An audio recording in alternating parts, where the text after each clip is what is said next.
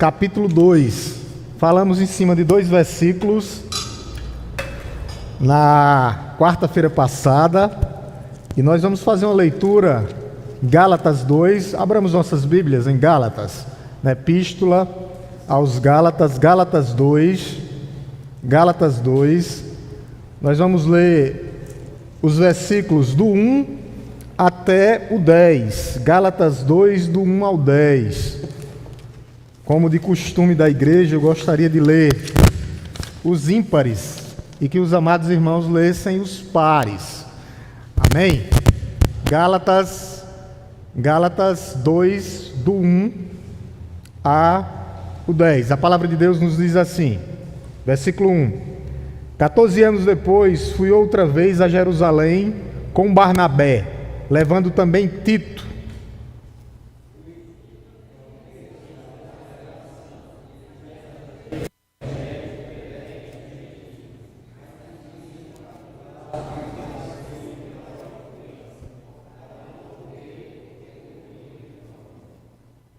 Mas nem mesmo Tito, que estava comigo, sendo grego, foi obrigado a submeter-se à circuncisão.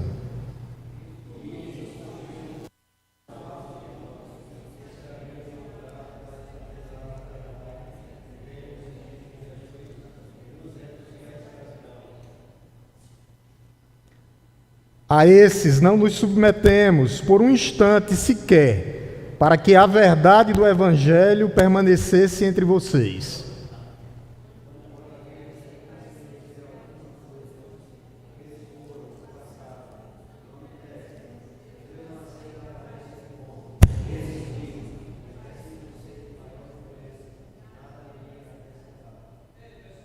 Pelo contrário, quando viram que me havia sido confiado o Evangelho da incircuncisão, assim como Pedro foi confiado o Evangelho da circuncisão.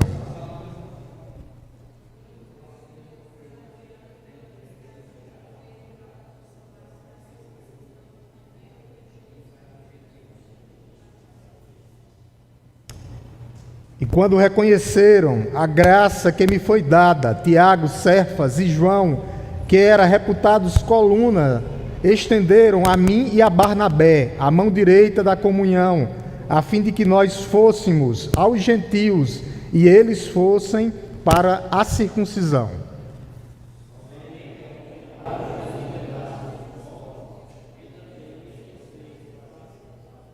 Amém, meus amados? Vamos curvar nossas cabeças, vamos orar novamente por iluminação e compreensão. Te louvamos, Deus Todo-Poderoso, Criador dos céus e da terra. Já gratos, ó Deus, pela Tua palavra. Que o Senhor possa nos iluminar, ó Deus, para que nós possamos compreender, ó Deus, a Tua palavra que já é revelada, inspirada. Mas nesse momento, ó Deus, nós te pedimos iluminação do céu, do alto. Abre, Senhor, os nossos ouvidos, quebranta os nossos corações, para que nós possamos entender a Tua palavra. Esta é nossa oração, ó Deus, no nome santo e poderoso de Jesus. Amém? Louvado seja o nome de Deus. Meus irmãos, essa parte da carta aqui a gente vai trabalhar com o tema a defesa da liberdade cristã, ou defendendo a liberdade cristã. Quando nós lemos essa carta aqui, ela praticamente é uma carta magna da liberdade do crente. E liberdade não quer dizer lenciosidade para pecaminar, para pecar, tá? Então eu não sou livre para viver em pecado, mas livre para viver conforme a vontade de Deus, seguir os seus mandamentos. Então a gente vai ver que liberdade cristã está atrelada à obediência cristã. Tudo isso a gente vai ver nesses 2 versículos hoje. O foco vai ser o verso 2 e o verso 3. Tá? Nós vamos focar nesses 2 versículos. E nós vamos perceber que há uma tensão entre liberdade, tá? A liberdade em Cristo, e a escravidão, o legalismo religioso. A gente vai ver que o legalismo ele pode matar igrejas. O legalismo religioso é um perigo, tá? O legalismo, o perigo do legalismo religioso é um perigo. A gente se envolver na questão do legalismo. E o legalismo é tudo aquilo que tira a autoridade de Cristo na salvação. Algo que eu inclua ou substitua Cristo, incluir ou subtrair algo para a salvação. Quando nós lemos a palavra de Deus, nós vamos perceber que Jesus ele é suficiente para as nossas vidas. Então, para sermos salvos, nós precisamos de Cristo. Essa é a verdadeira liberdade. A verdadeira liberdade em Cristo. Em Cristo. Em Cristo. Eu vou trocar o microfone aqui que está tendo um barulho.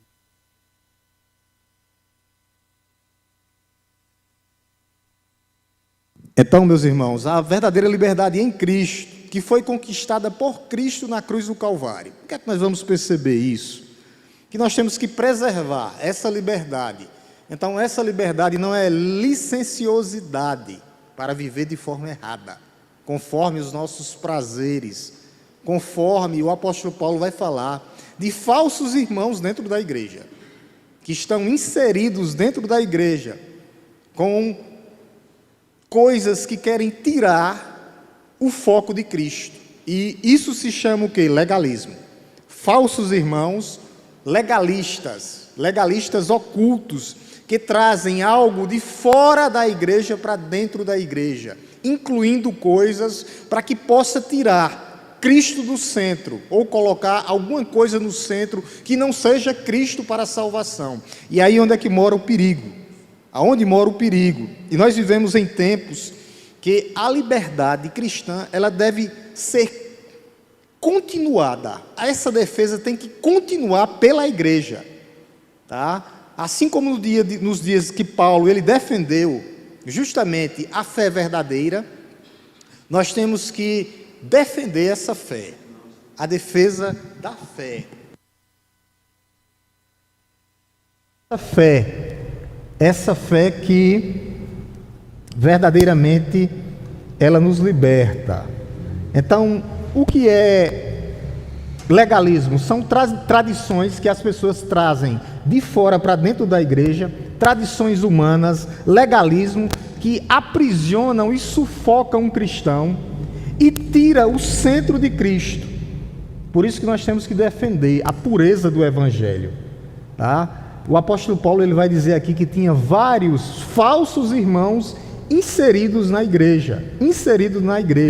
A nossa responsabilidade, meus irmãos, é manter a integridade do Evangelho verdadeiro. O Evangelho que salva, o Evangelho que renova, o Evangelho que transforma. Não pode haver adição nem subtração. Não podemos tirar, nem adicionar, nem subtrair nada dele. Porque o apóstolo Paulo, a gente viu no capítulo 1, o que é que ele diz? Ele traz uma palavra de maldição.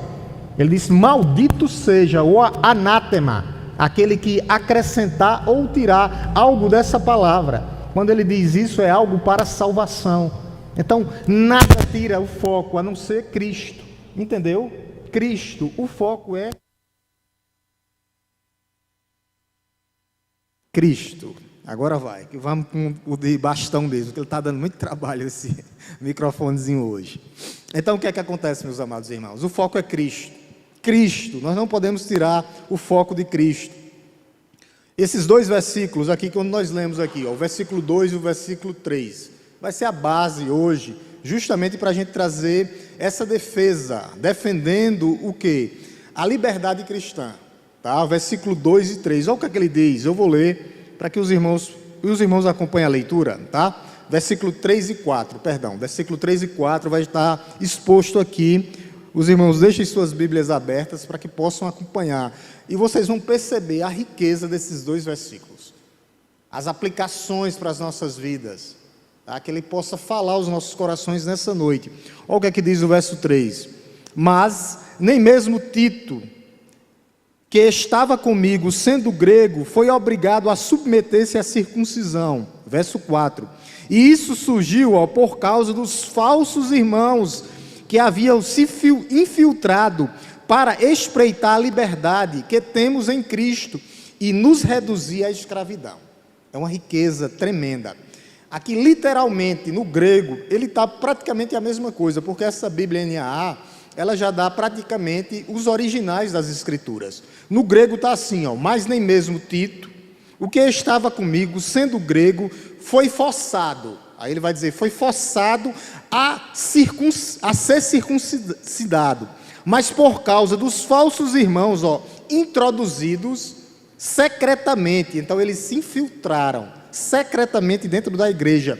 Os quais se infiltraram, ele vai dizer aqui no original, na nossa leitura está aqui para espreitar, no original está para espionar a nossa liberdade que temos em Cristo Jesus, para que nos escravizem.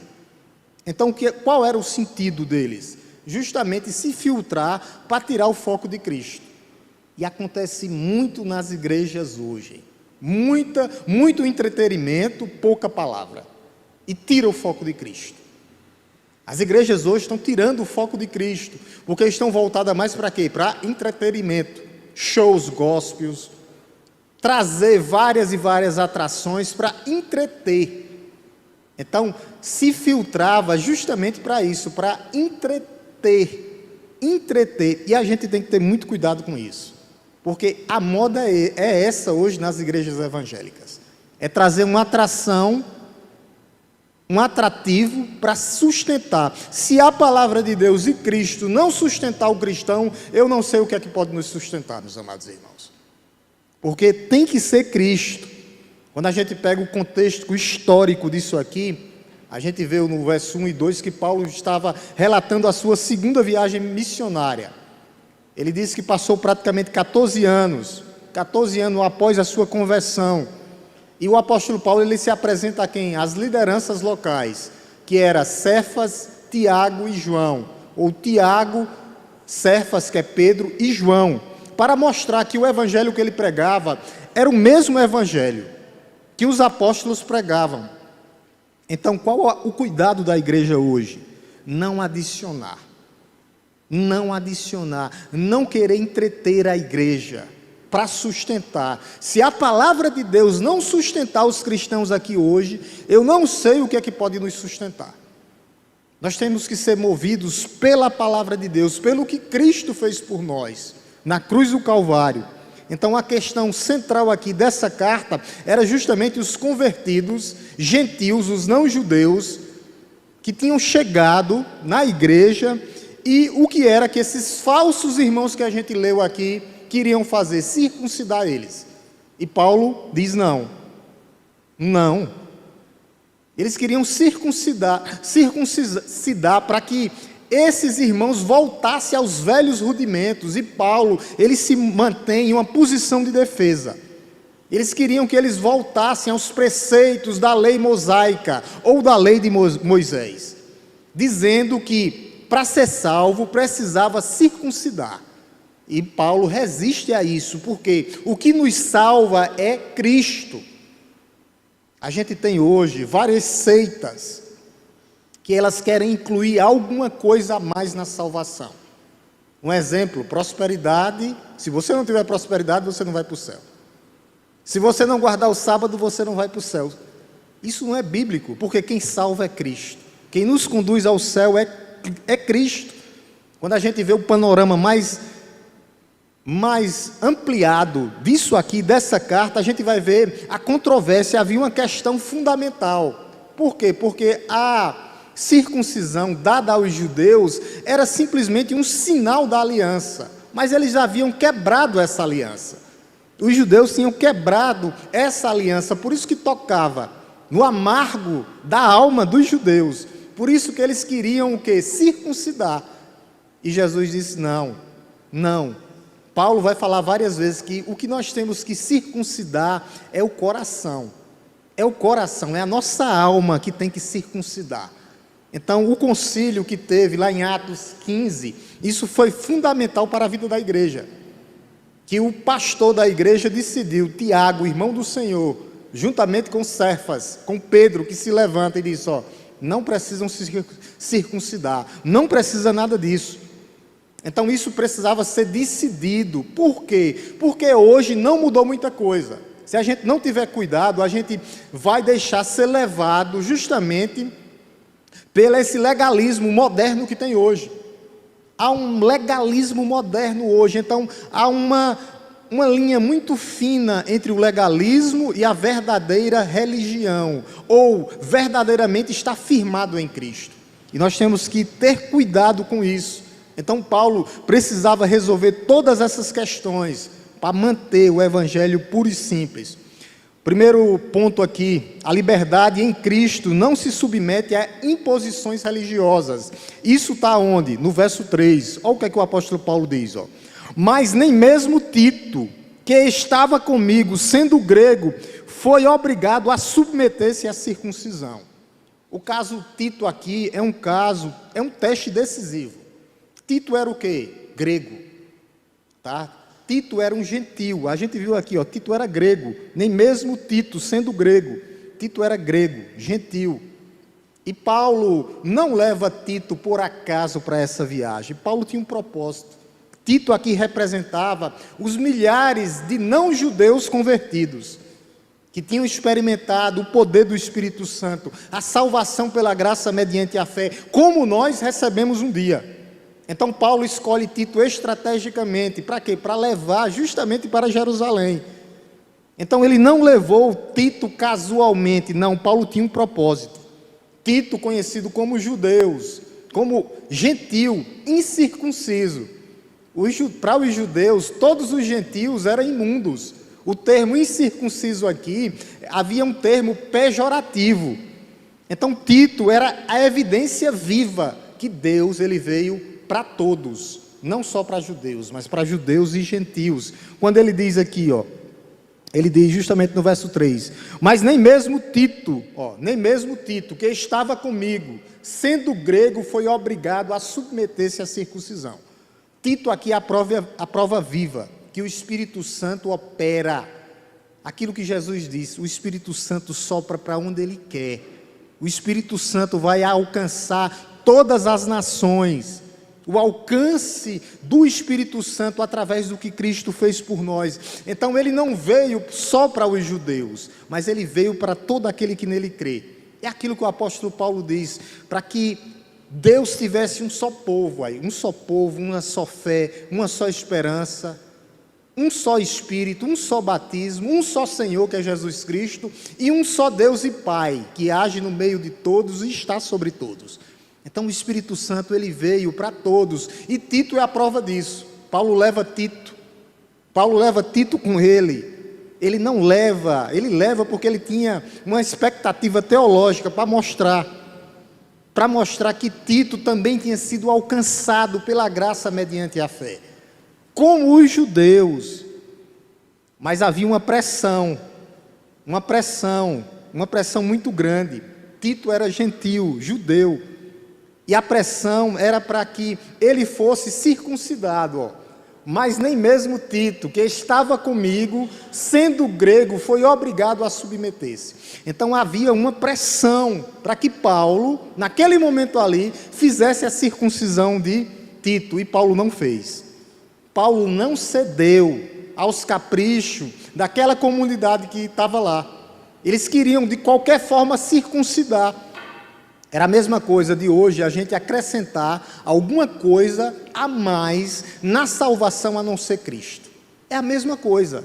Paulo não se submeteu a esses irmãos.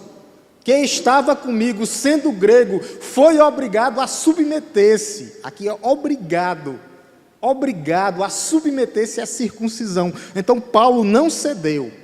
Meus irmãos, há uma coisa que vai acontecer nas nossas vidas, que são as pressões externas.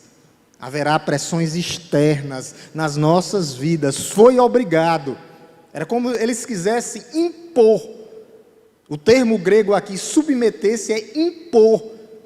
Queriam que ele circuncidasse de qualquer forma. Então o texto vai demonstrar aqui no grego que havia uma pressão forte para que ele fosse circuncidado. Alguns judeus argumentavam que era necessário o quê? A circuncisão para a salvação. A gente vai ver isso aí, deixa eu só mostrar a vocês rapidinho, depois eu volto. Porque havia essa pressão justamente onde Paulo estava, aqui. Bote bem aqui, Ellen, Atos 15:2. Havia uma pressão para a circuncisão. Olha o que é que diz aqui, Atos 15:2. Tendo surgido um conflito e grande discussão de Paulo e Barnabé, com eles foi resolvido que esses dois e mais alguns fossem a Jerusalém, após os apóstolos e presbíteros tratar dessa questão. Volte, versículo 1, Ellen, versículo 1. Alguns indivíduos que foram à Judeia para Antioquia ensinavam aos irmãos, se não fossem circuncidados, segundo o costume de Moisés, não poderiam ser salvos. Olha a pressão que havia. Então havia uns infiltrados dizendo, ou é circuncidado, ou não tem salvação. E Paulo estava aqui, no olho do furacão, justamente na região, e ele vai lá, em Jerusalém, para resolver essa questão. As pressões externas que vão chegar na nossa vida. Havia uma pressão na vida de Paulo, uma pressão grande aqui, só que Paulo não cedeu à pressão. As pressões que vão aparecer na nossa vida, pressões externas, na vida do crente, não tem jeito, vai aparecer várias pressões nas nossas vidas. Más influências, que pode afetar o que, pastor? A nossa fé. Que pode afetar o que, pastor? O nosso comportamento como cristão. Pressões externas e internas. Pressões que são visíveis e outras invisíveis. Diversas pressões, como fontes de tirar o que? O foco de Cristo. Como, por exemplo, pressão de amigos, pressão da cultura popular que está hoje aí, que você tem que fazer e viver por meio dela. A cultura woke, que tem matado igrejas aí. Ou até mesmo a falta de apoio familiar ou da igreja. São pressões internas e externas que surgem dentro da igreja, que vai surgir e trazer problemas para a igreja se a igreja não tiver alicerçada na palavra de Deus. Porque eu vou dizer uma coisa, meus amados irmãos, é muito fácil a gente ceder às pressões. O exemplo é as pressões dos falsos amigos, o que é que muitos jovens buscam hoje, meus amados. E não só jovens, até o adulto mesmo, o que? Aceitação social. O medo de ser diferente. E o crente, ele é diferente. Então há esse medo. Há esse medo. De quê? Então há essa influência desses falsos amigos, que são valores contra o cristianismo. E o que é que o apóstolo Paulo vai dizer? Eu vou pedir aqui a Jéssica para colocar. Ele deixa um mandamento, lá em Romanos 12:2. A ordem é para que nós não venhamos nos conformar com esse século. Nós não podemos nos conformar, é um mandamento. Nós não podemos nos conformar com esse presente século. Olha o que ele diz aqui. Vamos ler juntos, igreja? Vamos ver, está aqui. Está aqui, vamos lá, igreja. Não vivam conforme os padrões desse mundo, mas deixe que Deus os transforme pela renovação da mente, para que possam experimentar qual é a boa, agradável e perfeita vontade de Deus. O que é que ele está dizendo aqui? Qual é o mandamento aqui? A ordem é: não vos conformeis. Nós não podemos nos conformar com o padrão desse mundo, de amigos, da sociedade. Não. Porque se nós nos conformarmos, vai ser isso que vai tirar o quê? O foco da igreja. Pressões externas que tiram o foco da igreja. Outra coisa que pode tirar o foco da igreja, o foco de Cristo, é o quê? A cultura popular. Muitas pessoas querem o quê? Se adaptar ao meio, à cultura. E o que é a moda da hoje, que está tirando os pés de muitas pessoas, as mídias sociais. Eles querem o quê? Entreter o crente, redes sociais. E o que é que essas redes sociais, uma grande maioria delas promove? Valores e estilos de vidas que não estão em conformidade com a vontade de Deus. Um ambiente onde a fé cristã é constantemente desafiada. É nas mídias sociais. É nas mídias sociais onde você vê quem é crente e quem não é crente. Porque perdeu tudo aquilo que é zelo pelo templo e morada do Espírito Santo. Há exposições. Crentes que se expõem em mídias sociais e não estão nem aí. Nem aí com isso. E qual o mandamento? Eu estou trazendo alguns mandamentos, porque Paulo, ele não ficou ou se deixou levar pelas pressões externas, e nós não podemos nos conformar com as pressões que vão chegar. Qual a ordem de Jesus? É que qualquer coisa que tire o foco de Cristo, nós temos que lançar fora. Tudo o que nos faz tropeçar. Meus irmãos, qualquer coisa que nos faz tropeçar, nós temos que arrancar, literalmente lançar fora. Eu vou pedir a Jéssica para colocar aqui Mateus 5, do 29 ao 32. Olha o que é que Jesus diz. É um mandamento também, meus amados irmãos. Mateus 5, do 29 ao 32. Ó. Se o teu olho direito leva você a tropeçar, arranque-o, jogue fora. Não é para arrancar o olho físico não, tá? É a mídia está fazendo mal, o computador está fazendo mal, arranca. Aí pode jogar fora. O celular, joga fora. Pois é preferível você perder a parte do seu corpo do que ter o corpo inteiro lançado no inferno. Versículo 30 até o 32. Olha o que é que ele diz.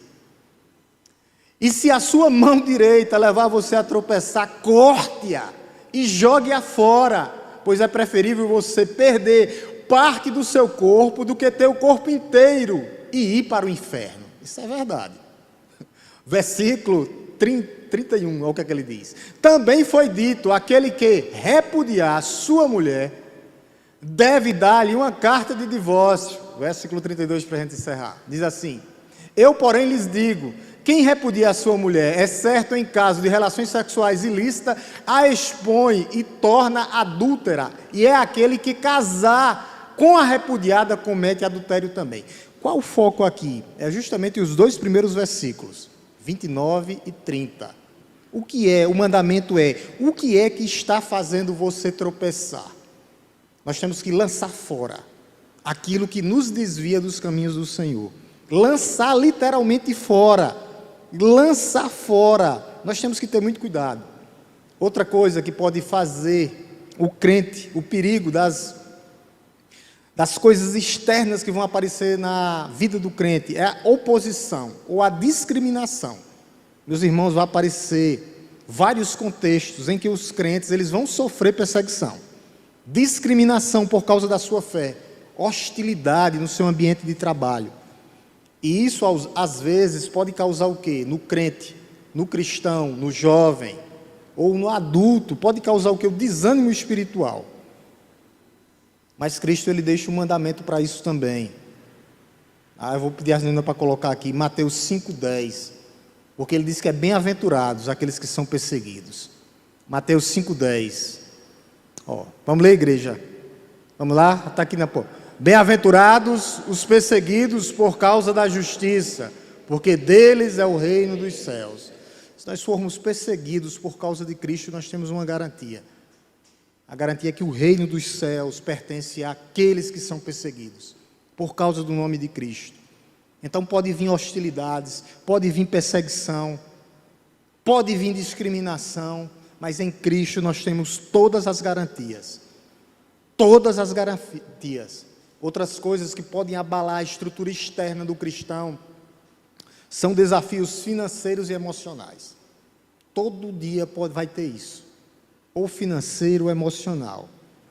A vida moderna traz justamente isso, dificuldades, uma atrás da outra. Problemas financeiros e o mal do século, problemas emocionais.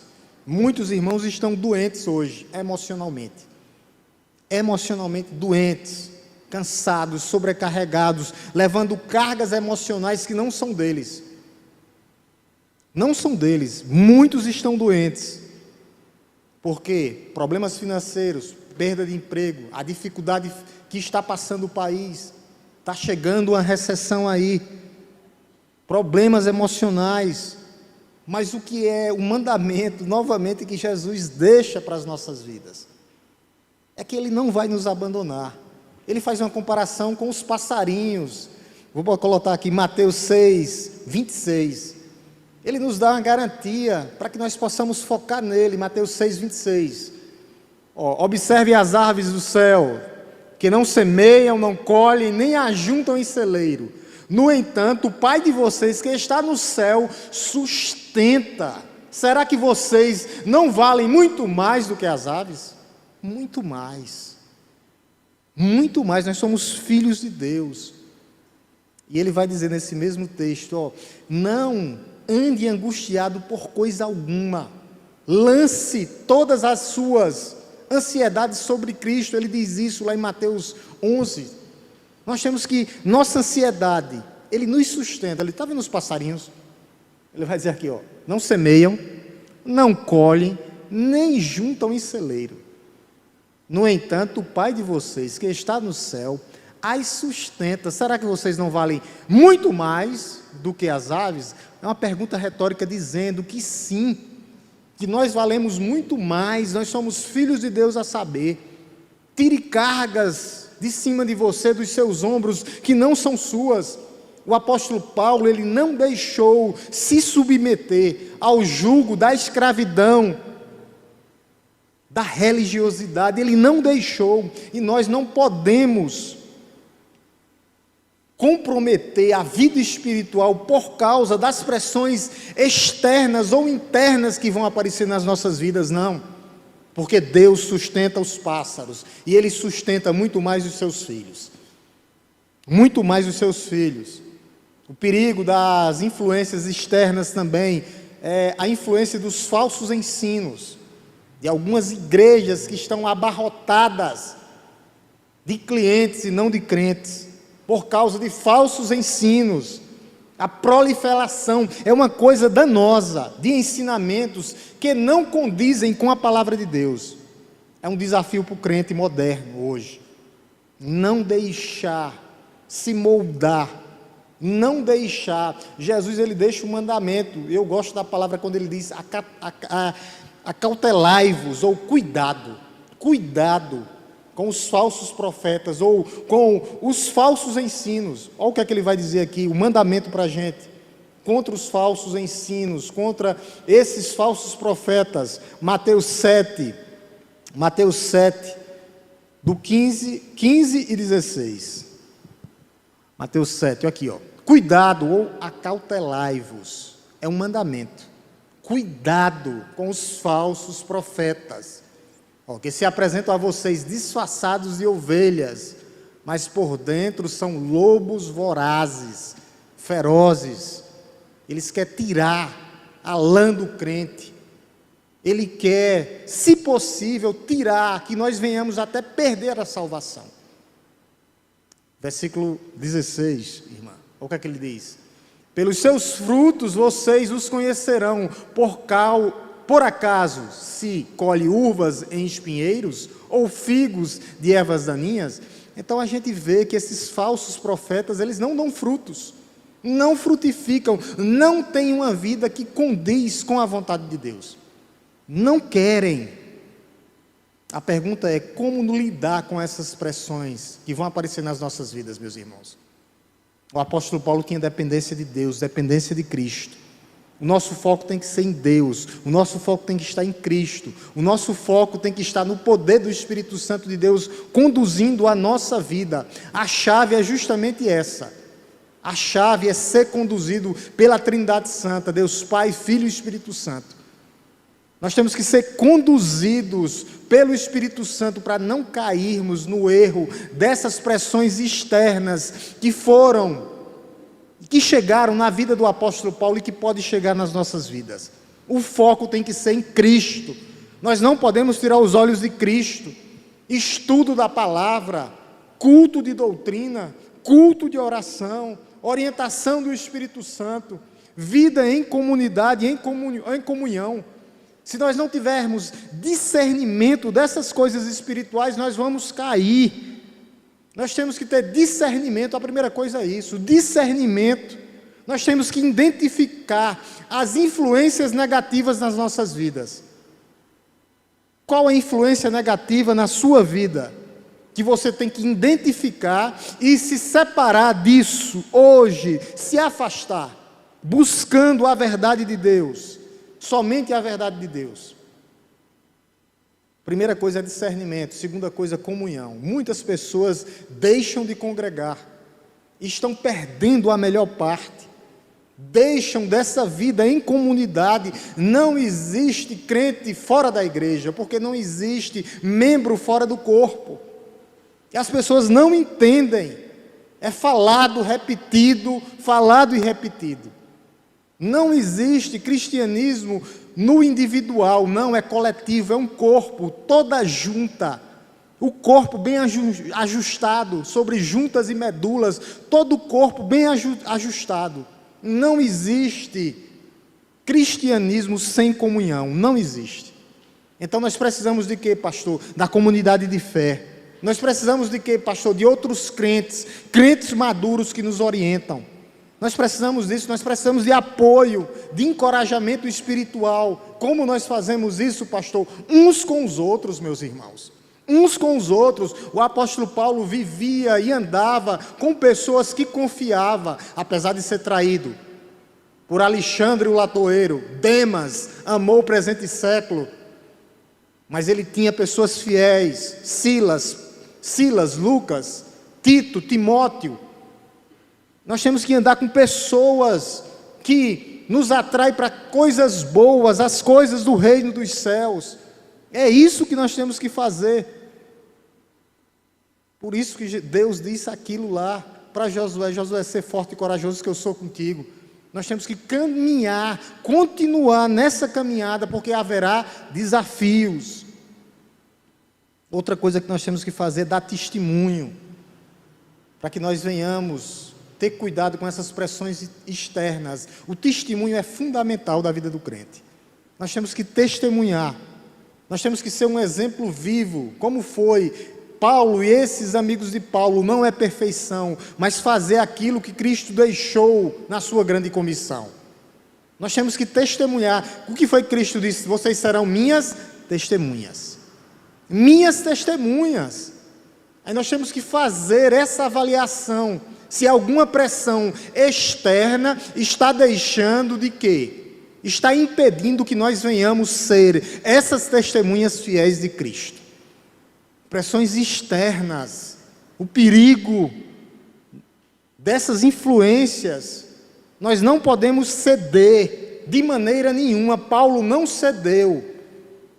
É diferente, a gente vai ver um texto aqui que ele faz a circuncisão. De quem? De Timóteo. Mas Timóteo era judeu, Tito não necessitava.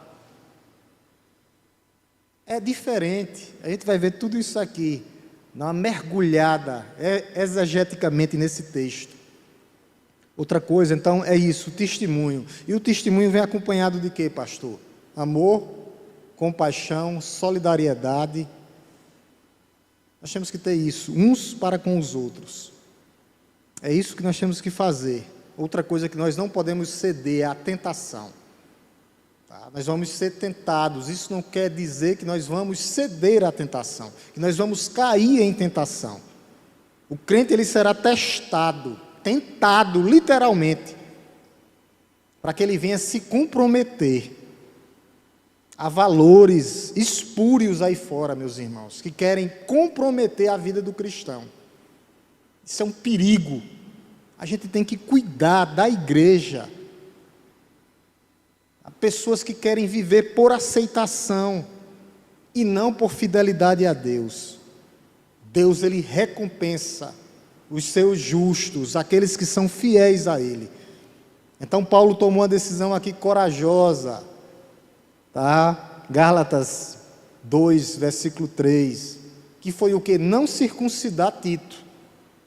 Ele não circuncidou porque não necessitava. A circuncisão de Tito ali, a palavra aqui é forte, é como se ele fosse, não, ele estava sendo obrigado a Tito se submeter à circuncisão. Era essa a decisão que Paulo tinha que tomar. Circuncidar ou não circuncidar? O problema aqui não era a circuncisão em si, meus irmãos. O judeu até hoje, ele circuncida, judeus cristãos, mas a questão era dizer que para ser salvo, você tinha que se circuncidar. Você tinha que ter aquele sinal, aquela marca. A questão só era essa. Então, essa pressão em cima do apóstolo Paulo era isso, e o apóstolo Paulo não cedeu. Por isso que ele toma um posicionamento teológico. Permitir a circuncisão de Tito era equivalente a concordar que Cristo não era suficiente para a vida de Tito. E Paulo não se submete. Paulo não cai na pressão externa, e nós também não podemos cair. As pressões externas que vão surgir, nem mesmo Tito, que estava comigo sendo grego, foi obrigado a submeter-se à circuncisão. Aqui é uma força na negação, no grego. Quando ele diz aqui, nem mesmo, mas nem mesmo, é uma dupla negação aqui no grego. O que Paulo está relatando é que ele está diretamente combatendo justamente esse legalismo, relatando um fato, que ele não se submeteu, que a salvação de Tito não precisava de circuncisão. O que Tito precisou foi de Cristo, e Tito foi salvo por causa de Cristo nosso Senhor. E é assim que nós somos salvos. Não é incluindo nada, não é tirando nada, é olhando para Cristo, o autor e o consumador da nossa fé. E assim, o significado, submeter-se ou forçado. O verbo aqui tem uma implicação de quê? De coerção. Ele estava sendo coagido a circuncidar Tito. E Paulo não se submete. Houve pressão, mas ele não se submeteu. Ele reagiu firmemente contra o legalismo. A passiva aqui teológica indica, a indicação aqui é que foi o próprio Deus que fortaleceu Paulo e viu que Paulo estava sendo um homem firme em suas convicções e diz: não, Paulo, continue nas Escrituras Sagradas. Então, quando a gente vê os paralelos, é justamente isso. A gente viu lá, Atos 15, né? Qual o paralelo? A comparação. Por que isso? Quero que vocês prestem bem atenção nisso. Isso é muito interessante nesse estudo. Os hebreus, judeus, disseram lá, Atos 15, 1, né? Que tinham que circuncidar para ser salvo. E Paulo não se submete. Mas quando a gente chega em Atos 16, 3, coloque bem aqui para mim. Paulo circuncida Timóteo. Por que Paulo fez isso? Aqui, ó. Paulo queria que Timóteo fosse em sua companhia, e por isso circuncidou, por causa dos judeus, daqueles lugares, pois todos sabiam que o pai dele era grego. Por que foi que Paulo circuncidou nessa viagem Timóteo? Porque Timóteo já era judeu. Então ele circuncidou por causa disso. Não foi por causa da salvação, foi para que o evangelho avançasse. Aqui não, em Jerusalém, em Tito não. Tito era só grego, não precisava da marca. Mas Timóteo, para abrir barreiras, ele vai circuncida. Não para a salvação, mas porque Timóteo tinha a mãe judia. A gente lembra que a avó e a mãe de Timóteo eram o quê? Judia. Por isso, porque o apóstolo Paulo, ele não se contradiz. Olha o que é que ele diz em 1 Coríntios, que não vale nada a circuncisão ou a incircuncisão. 1 Coríntios 7, 18 e 19, é o paralelo. O apóstolo Paulo é muito inteligente. Ele dá 1 Coríntios 7, 18 e 19, olha o que é que ele diz aqui, ó. Foi alguém chamado estando circunciso? Aí ele vai dizer, não desfaça a circuncisão. Foi alguém chamado estando incircunciso? Ele está falando do grego, do judeu e do grego. Não se faça circuncidar. Aqui ele traz a resposta. Aí o verso 19 aqui, tá? A circuncisão em si não é nada. A incircuncisão também não é nada. Mas o que vale é guardar os mandamentos de Deus. O que é que Paulo está dizendo? Não importa se circuncidou, não importa se não circuncidou, o que importa é guardar os mandamentos de Deus, o que importa é fazer a vontade de Deus. É isso que o apóstolo Paulo está dizendo aqui. Por isso que ele não circuncidou Tito, porque a verdadeira circuncisão está onde? No coração, é o coração. A verdadeira justiça está na circuncisão do coração. Coloque bem aqui, Filipenses 3, 2 e 3. 2 e 3. Filipenses 2 e 3. O apóstolo Paulo, tudo teologia paulina. Tudo com Filipenses 3, 2 e 3. Olha o que ele diz aqui. Não faça nada por interesse pessoal ou vaidade, mas por humildade, cada um considerando os outros superiores a si mesmo. Verso 3. Verso 2 e 3. 2 primeiro, colocou 2? Volta o 2 aí, por favor. Verso 2, ó. Então complete a minha alegria, tendo o mesmo modo de pensar, tendo o mesmo amor e sendo unidos de alma e mente. Meus irmãos, Filipenses 3, me perdoe, por isso que eu estava vendo aqui, o texto não batia. Filipenses 3, 2, eu estava endoidando aqui, Filipenses 3, 2, agora sim, ó, cuidado com os cães, cuidado com os maus obreiros, cuidado, ó, com a falsa circuncisão. Aí ele vai dizer por quê, ó, versículo 3, agora sim. Porque nós é que somos a circuncisão, ó, aqueles que foram alcançados por Cristo. Aí ele vai dizer quem? Que adoramos a Deus, ó, no Espírito, o Espírito com E maiúsculo, Espírito Santo, e nos gloriamos em Cristo Jesus, em vermos de confiarmos na carne. A verdadeira circuncisão somos nós, que fomos alcançados pelo Espírito Santo, adoramos a Deus no Espírito, e nos gloriamos na quem? Na pessoa e na obra de Cristo. Essa é a verdadeira circuncisão, a circuncisão do coração, Então, meus amados irmãos, como cristãos, como crentes, nós devemos resistir a qualquer tentativa de adicionar obras humanas na salvação pela graça mediante a fé em Cristo. A suficiência de Cristo não pode ser comprometida por nenhuma tradição ou pressões externas. A gente viu aqui vários textos das pressões que vão aparecer nas nossas vidas, para que nós venhamos o que? Cair, para que nós venhamos ceder à tentação, às pressões, mas nós temos que nos manter em posição de defesa, como bom soldado de Cristo. Revestidos de Cristo, é isso, resistindo à pressão, ou às pressões, que são várias. Nós temos que, justamente, estar em posição de defesa, como bom soldado, que tem que combater o bom combate, não tem jeito. Muitos hoje são levados pelo legalismo, não por fé. Querem viver por causa da aparência e deixam ser levados pelo meio que está.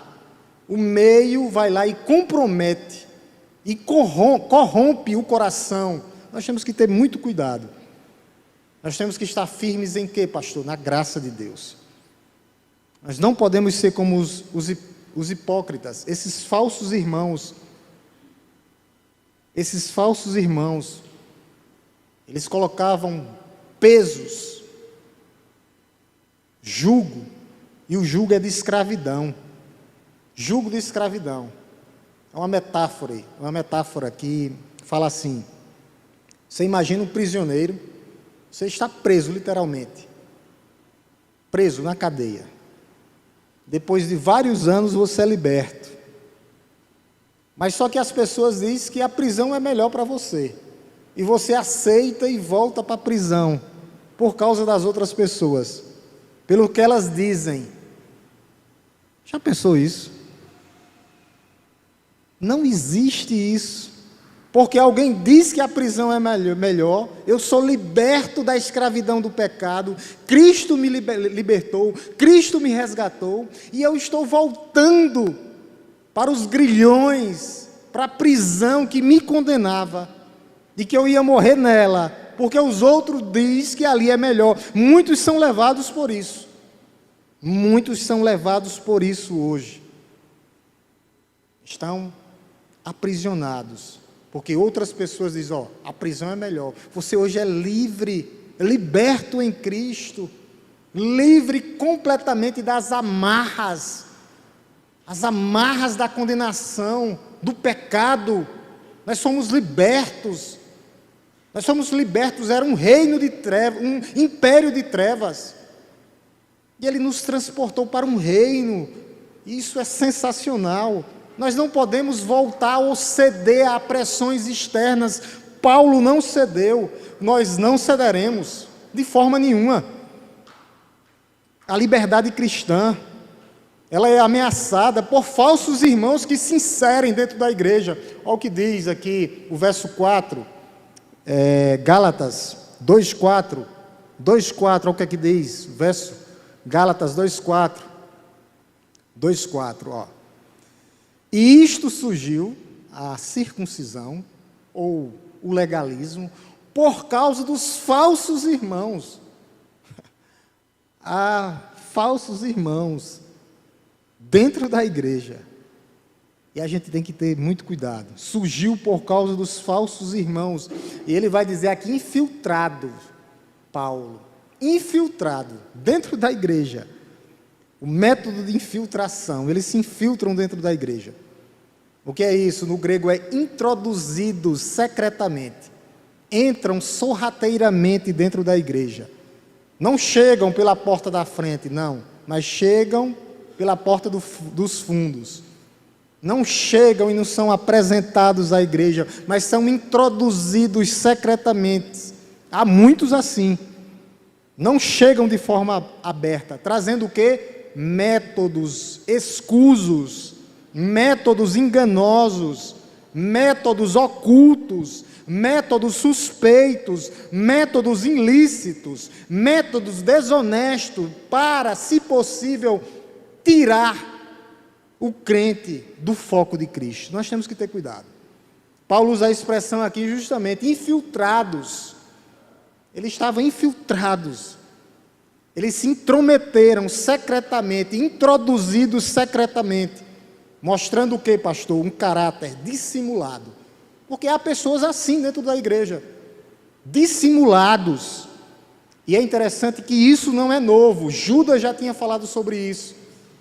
E Judas, ele traz uma sentença de condenação sobre esses falsos irmãos, ou falsos apóstolos ou profetas. Ellen coloca aqui Judas 1,4, só para a gente ver. Judas 1,4, não é novidade, aí está todo, Judas 1,4, pois certos indivíduos se infiltraram, cuja sentença de condenação foi promulgada há muito tempo. Aí ele vai dizer por quê? Se infiltraram no meio de vocês. Olha o que acontece com os infiltrados. Condenação. Isso aqui é os falsos crentes. Sem serem notados, a mesma coisa. Eles se introduzem sorrateiramente dentro da igreja.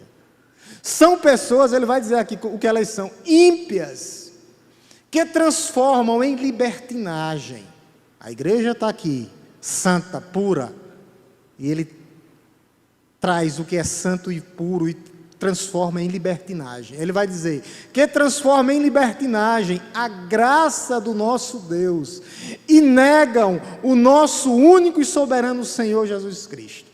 Aqui ele fecha.